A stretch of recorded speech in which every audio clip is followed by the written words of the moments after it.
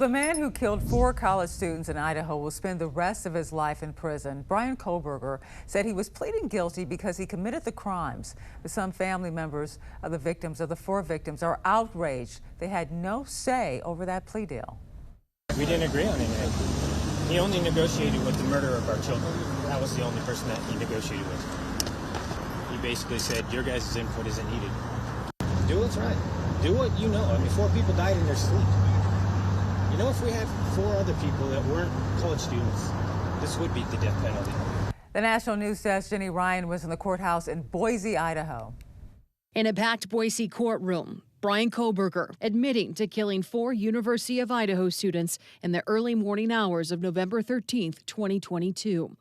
The 30-year-old only saying one word at a time, a form of yes or guilty. In less than an hour, admitting to entering the King Road rental house in Moscow, and in just a few minutes, stabbing to death in this order Madison Mogan, Kaylee Gonsalves, Xana Kernodle, and Ethan Chapin.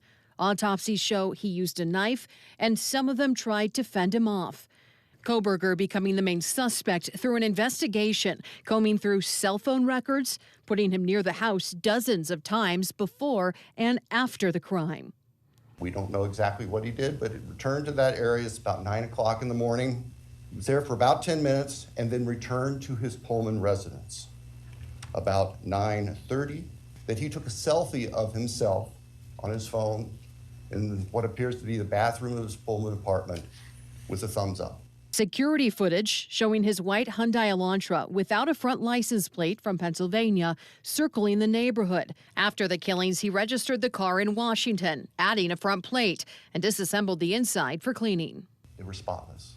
That was part of the defendant's plan in covering up this. The defendant has studied crime. In fact, he did a detailed paper on crime scene processing. And DNA evidence coming from a knife sheath left behind. A DNA sample was taken from him, and it matched the DNA found on the knife sheath. Law enforcement arresting Kohberger in Pennsylvania on December 30th. I, like most everyone else, learned of this plea agreement Monday afternoon and had no inkling of it beforehand. After the judge finding factual basis in their evidence summation, Kohberger confirming his guilt, one charge at a time.